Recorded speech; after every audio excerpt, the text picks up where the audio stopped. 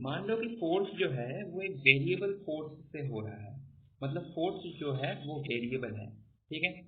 तो हम लोग किसी भी छोटे डिस्प्लेसमेंट के लिए, मतलब मान लो डीएस डिस्प्लेसमेंट के लिए, किसी भी छोटे डीएस डिस्प्लेसमेंट के लिए हम लोग हम लोग वर्क को जो है वो निकालेंगे, ठीक है, क्योंकि फोर्स जो है वो तो वेरिएबल है।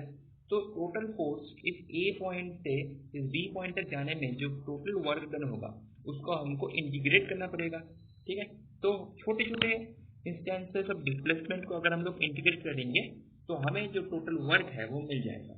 तो टोटल वर्क जो ए से लेके बी तक जाने में लगेगा वो कितना होगा?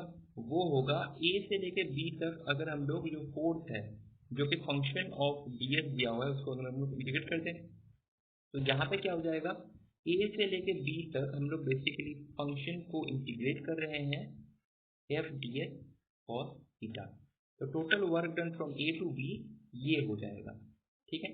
अब मान लो तुम्हें फोर्स जो है वो वेक्टर फॉर्म में दिया हुआ है और डिस्प्लेसमेंट जो है वो भी वेक्टर फॉर्म में दिया हुआ है, ठीक है। तो मान लो फोर्स दिया हुआ है एफ एक्स आई कैप प्लस एफ वाई जे कैप प्लस एफ जेड के कैप, ठीक है, ऐसे करके दिया हुआ है। और तुम्हें जो डिस्प्लेसमेंट है वो भी वेक्टर फॉर्म में दिया हुआ है, ठीक है। फोर्स वेक्टर फॉर्म में दिया हुआ है और डिस्प्लेसमेंट भी वेक्टर फॉर्म में दिया हुआ है। जैसे कि डी डिस्प्लेसमेंट जो है दिया हुआ है, मतलब मान लो डी एक्स आई कैप प्लस डी वाई जे कैप प्लस डी जेड के कैप, ठीक है। ये डिस्प्लेसमेंट में दिया हुआ है।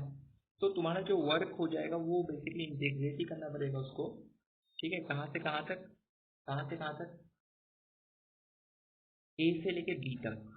ए से लेके बी तक तुम्हें इसको टोटली इंटीग्रेट करना पड़ेगा, यानी कि हर एक को इंटीग्रेट करना पड़ेगा एफ एक्स डी एक्स, ठीक है, प्लस ए से लेके बी तक इंटीग्रेट करेंगे एफ वाई डी वाई, ऐसे इंडिविजुअली तुमको है जो इंटीग्रेट करना पड़ेगा, ठीक है। अगर वेक्टर फॉर्म में दिया हुआ है तो ए से लेके बी तक एफ जेड डी जेड, ठीक है। तो ऐसे तुम्हें बेसिकली इंटीग्रेट करना पड़ेगा।